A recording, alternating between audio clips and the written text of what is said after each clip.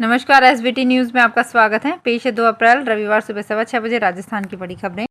प्रधानमंत्री नरेंद्र मोदी शनिवार को एक दिवसीय दौरे पर भोपाल आए। उन्होंने रानी कमलापति रेलवे स्टेशन पर मध्य प्रदेश की पहली वंदे भारत एक्सप्रेस ट्रेन को हरी झंडी दिखाकर रवाना किया। इससे पहले पीएम मोदी ने शहर के कुशाभाऊ ठाकरे हॉल में कंबाइंड कमांडर्स कॉन्फ्रेंस 2023 में भी भाग लिया। कमलापति रेलवे स्टेशन पर कार्यक्रम को संबोधित करते हुए पीएम मोदी ने कहा, आज मध्य प्रदेश को अपनी पहली वंदे भारत एक्सप्रेस ट्रेन मिली है। इससे भोपाल और दिल्ली के बीच का सफर और तेज हो जाएगा। पीएम मोदी ने कहा, हमारे देश में कुछ लोग हैं जिन्होंने संकल्प लिया है कि हम मोदी की छवि को धूमिल करके रहेंगे। इसके लिए इन लोगों ने भांति भांति के लोगों को सुपारी दे रखी है और खुद भी मोर्चा संभाले हुए हैं। इनका साथ देने के लिए कुछ लोग देश में और कुछ लोग देश के बाहर बैठकर भी काम कर रहे हैं। राजस्थान भाजपा को सीपी जोशी के रूप में नया प्रदेशाध्यक्ष मिल गया है। ऐसे में संगठन के साथ साथ पार्टी अपनी रणनीति में भी बदलाव करेगी, इसके संकेत भी मिलने लगे हैं। पार्टी के पूर्व में चल रहे पन्ना प्रमुख, बूथ मजबूती जैसे अभियान यथावत चलते रहेंगे, लेकिन अन्य कार्यक्रमों की समीक्षा करके दोबारा से इन्हें शुरू किया जाएगा। जन आक्रोश अभियान भी फिलहाल ठप पड़ा है। गहलोत सरकार के 4 साल पूरे होने पर दिसंबर में जन आक्रोश अभियान शुरू किया गया था। पहले चरण में 200 विधानसभा क्षेत्रों में सभा की गई और गहलोत सरकार की नाकामियों को बताया गया। दूसरे चरण में 16 मार्च से प्रत्येक जिले में जिले विरोध प्रदर्शन होने शुरू किया गया। राजस्थान सरकार ने प्रशासन शहरों के संग अभियान की तिथि को बढ़ा दिया है। अब 30 सितंबर 2023 तक अभियान चलेगा। इस दौरान पूर्व में दी गई सभी छूट यथावत रहेंगी। पहले अभियान की तारीख 31 मार्च थी। अभियान के तहत सरकार ने 10 लाख पट्टे देने का लक्ष्य रखा है। अब तक करीब 8 लाख पट्टे दिए जा चुके हैं। लोगों को पट्टा देने के लिए राजस्थान सरकार ने 2 अक्टूबर 2021 को अभियान की शुरुआत की थी। लोगों को सस्ती दर पर पट्टा मिल सके, इसके लिए दरों में 85% की कमी की गई थी। इसके अलावा राज्य सरकार ने कृषि भूमि पर बसी कॉलोनियों के नियमन की कट ऑफ डेट को 1999 से बढ़ाकर दिसंबर 2021 तक किया है। साथ ही विकसित कॉलोनियों के 70:30 के अनुपात में रखकर लेआउट प्लान स्वीकृत किया जा रहा है। जिन कॉलोनियों में न्यूनतम 60% भूखंडों पर निर्माण होकर लोग बस चुके हैं, वहां पर सड़क की चौड़ाई न्यूनतम 20 फीट करते हुए सर्वे के आधार पर पट्टे वितरित किए जा रहे हैं। कच्ची बस्तियों के पट्टों की भी कट ऑफ डेट 2009 से बढ़ाकर दिसंबर 2021 की गई है। कांग्रेस नेता राहुल गांधी पर शनिवार को एक और मानहानि का केस दर्ज किया गया है। ये केस आरएसएस कार्यकर्ता ने हरिद्वार में किया है। दरअसल भारत जोड़ो यात्रा के दौरान हरियाणा में राहुल ने संघ पर टिप्पणी की थी। उन्होंने राष्ट्रीय स्वयंसेवक संघ को 21वीं सदी का कौरव बताया था। इसी को लेकर संघ की तरफ से मुकदमा दर्ज करवाया गया है। राजधानी जयपुर के समीपवर्ती ग्राम खंडेल में शनिवार को शव यात्रा के दौरान मधुमक्खियों ने अचानक हमला कर दिया, जिससे शव यात्रा में अफरा तफरी मच गई। लोग मधुमक्खियों से बचने के लिए शव को मौके पर ही छोड़कर भाग गए। सूचना मिलने पर ग्रामीण व फुलेरा थाना पुलिस मौके पर पहुंची और घायलों को 3 एम्बुलेंस की मदद से सांबर सीएचसी में भर्ती कराया, जहां प्राथमिक उपचार के बाद 4 जनों को जयपुर रेफर किया गया। वहीं मेडिकल टीम भी मौके पर पहुंची और घायलों का प्राथमिक उपचार किया।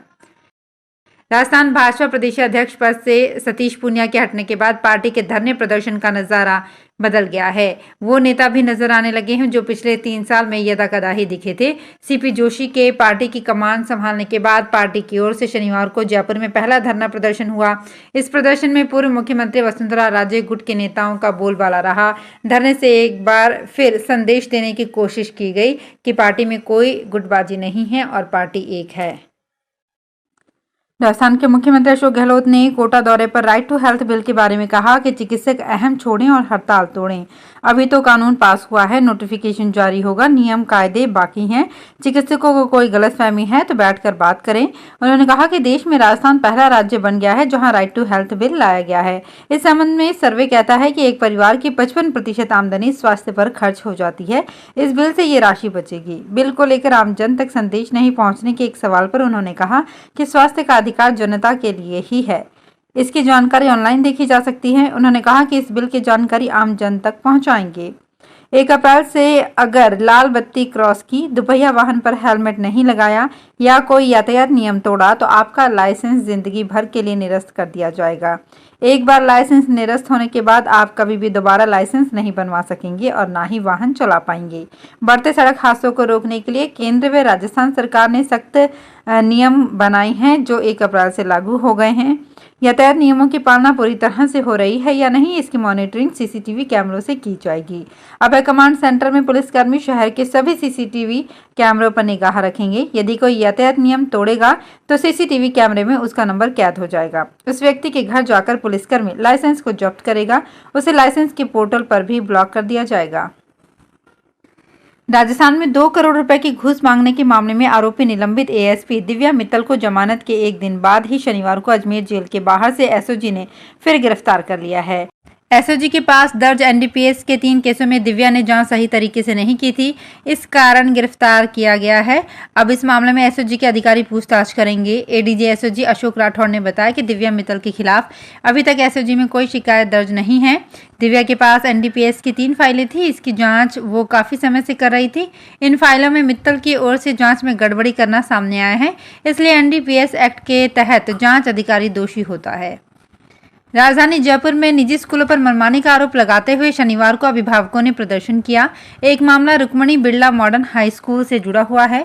शनिवार को बड़ी संख्या में अभिभावक स्कूल के बाहर इकट्ठे हुए और प्रदर्शन करते हुए स्कूल पर मनमानी तरीके से फीस में 30% की बढ़ोतरी किए जाने का आरोप लगाया। मीडिया रिपोर्ट के अनुसार अभिभावकों का कहना था कि स्कूल ने मनमानी तरीके से 30% की बढ़ोतरी कर दी है।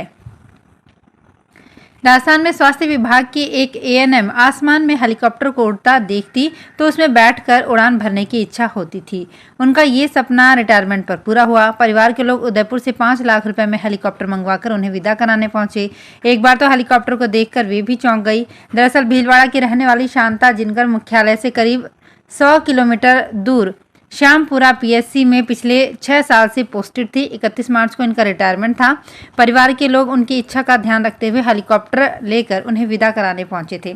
स्टाफ के लोगों के लिए भी ये अलग नज़ारा था। इस मौके पर शांता ने कहा कि बस का सफर कर परेशान हो जाती थी। कई बार मजाक में परिवार को कहती थी कि आने जाने के लिए हेलीकॉप्टर होना चाहिए। मालपुरा को जिला बनाने की मांग को लेकर शनिवार को अनशन स्थल पर पहुंचे सांसद सुखबीर सिंह जौनपुरिया को लोगों के विरोध का सामना करना पड़ा। सांसद के गो बैक के नारे लगे।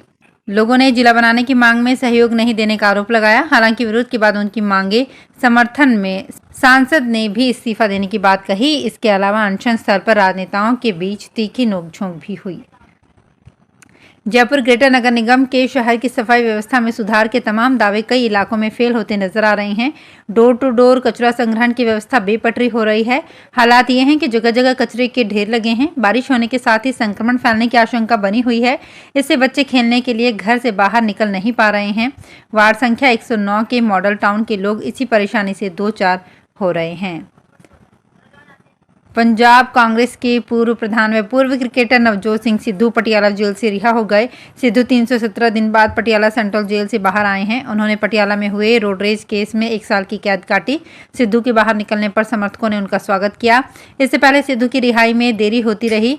पहले उनकी रिहाई सुबह 11 बजे और फिर 3 बजे कही गई और लेकिन अब शनिवार शाम करीब 6 बजे वो रिहा हो गए। उनके बेटे करण सिद्धू ने आरोप लगाया था कि कागजी कार्रवाई के नाम पर उन्हें बेवजह परेशान किया जा रहा है। सुबह से कई बार 1 घंटे में रिहाई की बात कही जा चुकी है। समर्थकों की भीड़ ज्यादा होने की वजह से रिहाई में देरी की जा रही है। राजस्थान बीजेपी में नेता प्रतिपक्ष के नाम की घोषणा को लेकर हलचल बढ़ गई है। प्रदेश अध्यक्ष के बाद अब बीजेपी रविवार को नेता प्रतिपक्ष की घोषणा कर सकती है। पार्टी के प्रदेश प्रभारी अरुण सिंह ने इस बात के संकेत दिए हैं कि विधायक दल की बैठक में नेता प्रतिपक्ष के नाम पर मुहर लग जाएगी। वहीं प्रदेश अध्यक्ष सीपी जोशी के चेहरे की मुस्कुराहट इसी बात के संकेत दे रही है कि नेता प्रतिपक्ष की घोषणा से बीजेपी अब ज्यादा दूर नहीं है। नेता प्रतिपक्ष की दौड़ में कई नेताओं के नामों की चर्चा है, लेकिन दौड़ उप नेता प्रतिपक्ष राजेंद्र राठौड़ सबसे आगे बताए जा रहे हैं। तो फिलहाल इस बुलेटिन में इतना ही। फिर हाजिर होंगे कुछ और बड़ी खबरों के साथ।